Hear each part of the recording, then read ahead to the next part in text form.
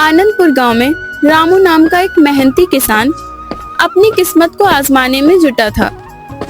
उसकी गरीबी ऐसी थी कि सुबह शाम 2 वक्त की रोटी भी मुश्किल से मिल पाती थी, पर उसके दिल में उम्मीद की एक चिंगारी हमेशा जलती रहती थी। इस बार उसने गांव के सबसे क्रूर साहूकार हरि किशन से एक भारी कर्ज लिया था, अपनी जमीन को गिरवी रखकर। रामू जानता था कि ये एक बड़ा जुआ था, लेकिन उसके बच्चों की भूखी आंखें उसे ये जोखिम लेने पर मजबूर कर रही थी। मौसम ने भी इस बार उसका साथ दिया और खेतों में पहली बार बहुत अच्छी फसल हुई। पूरे परिवार में एक उम्मीद जग गई थी कि अब उनकी मुश्किलों का अंत होगा। देखो सीता, इस बार कितनी अच्छी फसल हुई है। लगता है भगवान ने हमारी सुन ली। अब बच्चों को भूखा नहीं सोना पड़ेगा। इस साल हमें कर्ज भी चुकाना है और अपने लिए कुछ बचाना भी है। हाँ रामू, इस बार हमारी मेहनत सचमुच रंग लाई है। अब अगर फसल सही सलामत कट गई तो हम कुछ महीनों का चयन पालेंगे। बच्चों को नए कपड़े और पेट भरकर खाना मिलेगा। पिताजी, क्या इस बार हम स्कूल जा पाएंगे? सुना है वहाँ पर कहानी सुनाते हैं और अक्षर सिखाते हैं।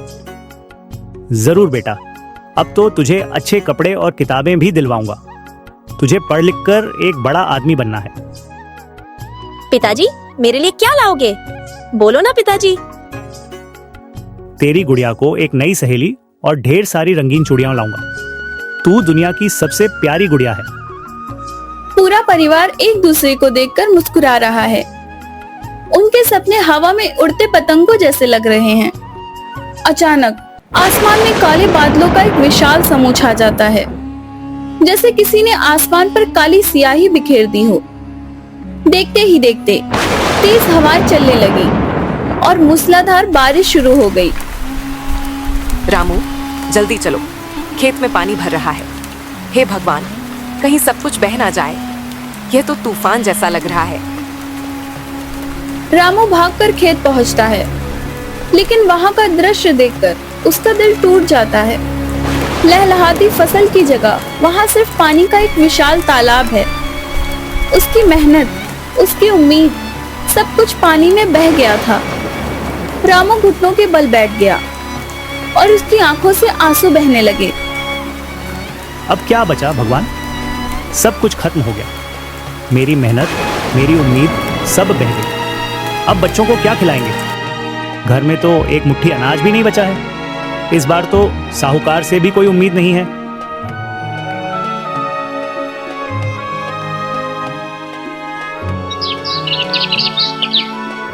अगले दिन सुबह रामू बेबस होकर साहूकार हरि किशन के पास गया। वो जानता था कि साहूकार का दिल पत्थर का है, पर उसे उम्मीद थी कि शायद उसकी लाचारी देखकर हरि किशन को थोड़ी दया आ जाए। साहूकार जी, बारिश में सब कुछ बर्बाद हो गया। मेरी सारी फसल बह गई। थोड़ी मोहलत दे दीजिए। अगली बार फसल होगी तो सारा कर्ज चुका दूंगा। मैं कसम खाता हूँ। कोई मोहलत नहीं मिलेगी। कागज के हिसाब से अब वो जमीन मेरी है। तुमने खुद इस पर अंगूठा लगाया है। चलो यहाँ से निकलो। मेरे पास समय नहीं है तुम्हारी झूठी कहानियां सुनने का। रामू की जमीन चली गई, उसका घर चला गया और उसके पास अब कुछ भी नहीं बचा था। गांव में रहने का कोई कारण नहीं था। रामू ने अपने परिवार के साथ गांव छोड़ने का फैसला किया। सीता, अब इस गांव में हमारे लिए कुछ नहीं बचा। चलो जंगल की ओर चलते हैं। शायद वहां कहीं सिर छुपाने की जगह मिल जाए। हम नए सिरे से शुरुआत करेंगे। ठीक है रामू, जैसी तुम्हारी मर्जी। जहाँ तुम हो वही हमारा घर है।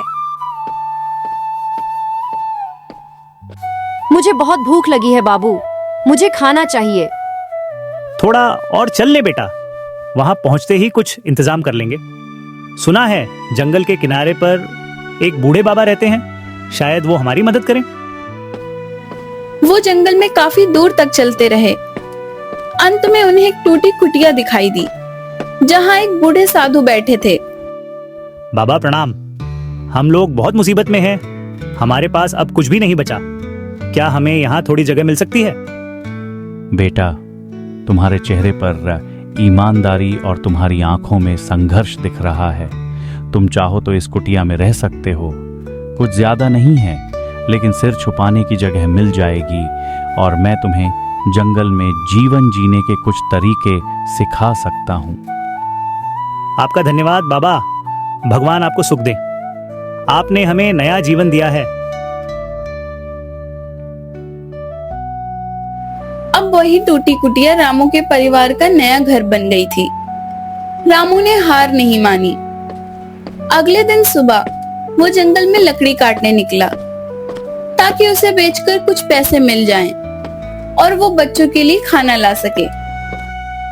सीता, मैं जंगल जा रहा हूँ, लकड़ियां काट कर लाऊंगा। फिर उसे बेचकर कुछ सब्जी लाएंगे बच्चों के लिए। आज मैं कुछ और दूर तक जाकर देखूंगा। जल्दी लौट आना। खाना भी बनाना है और बच्चों को भी कुछ खिलाना है।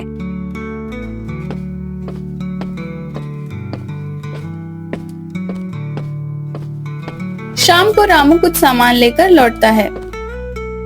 ये लो सीता, कुछ खाने का सामान लाया हूँ। कुछ खास तो नहीं है, लेकिन बच्चों का पेट तो भर जाएगा। आज लकड़ियों के दाम बहुत कम मिले।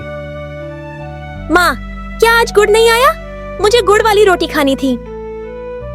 आज नहीं बिटिया, लेकिन हम कल जरूर गुड़ लेकर आ जाएंगे। तुम्हारे पिताजी बहुत मेहनत कर रहे हैं।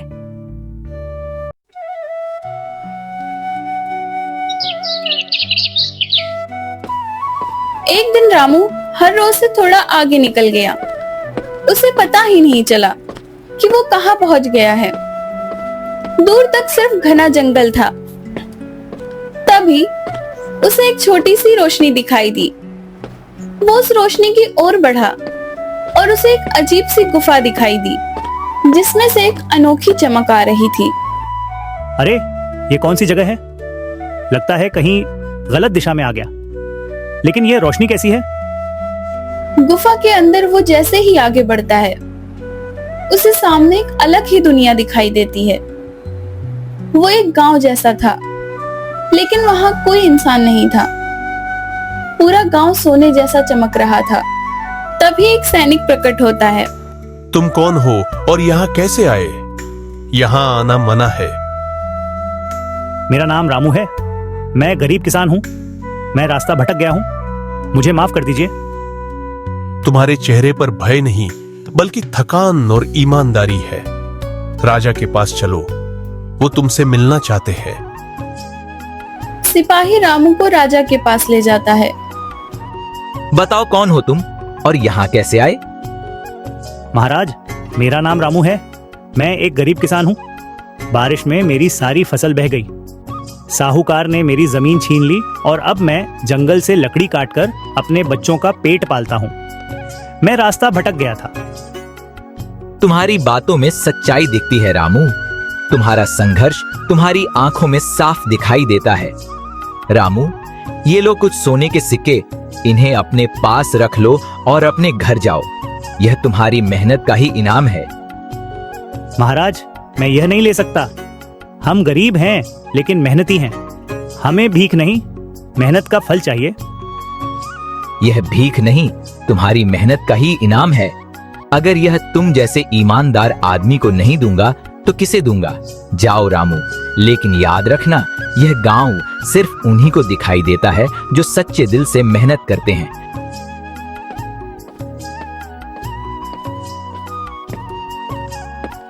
अगली सुबह रामू इन सिक्कों को लेकर बाजार में गया। पहली बार उसने मन भरकर खरीदारी की।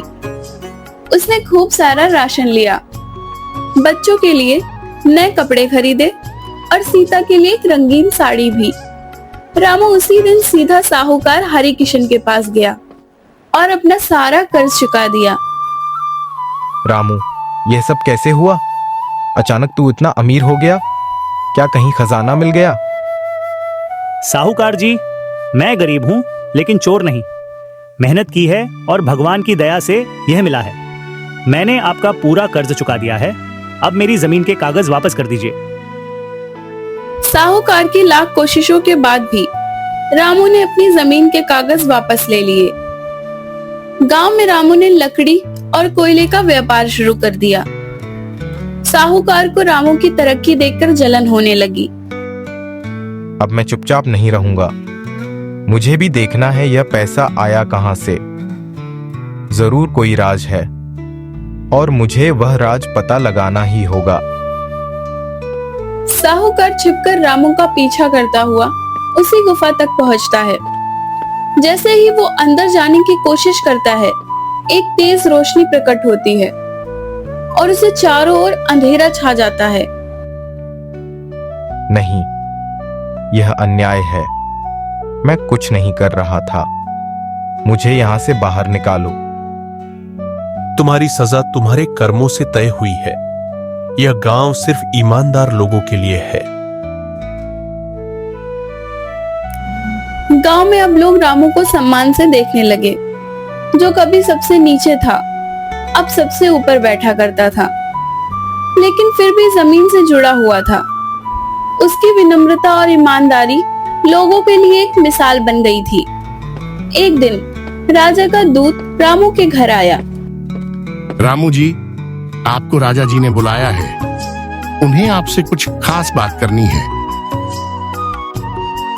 हमने तुम्हारे व्यवहार, ईमानदारी और परिश्रम को परखा है और यही गुण एक सच्चे राजा में होने चाहिए। मैंने तुम्हें अपना वारिस चुना है। क्या तुम यह जिम्मेदारी स्वीकार करते हो? महाराज, मैं रात भर सोचता रहा। यह गद्दी एक जिम्मेदारी है, एक बड़ा भार है। मैंने कभी इसका सपनों में भी नहीं सोचा था, लेकिन अगर आप मुझे योग्य मानते हैं तो मैं ये जिम्मेदारी स्वीकार करता हूँ। रामू को राज तिलक किया जाता है। वो सिंहासन पर बैठता है और अपने बेटे को पास बुलाता है। नहीं बेटा, तुम जनता के सेवक के बेटे हो। हम राजा नहीं, सेवक बनकर जिएंगे। एक राजा का सबसे बड़ा कर्तव्य उसकी प्रजा की सेवा करना है। आनंदपुर गांव के उसी गरीब किसान ने, जो बारिश में सब कुछ खो चुका था, आज अपने संघर्ष से राजमहल तक का सफर तय किया था।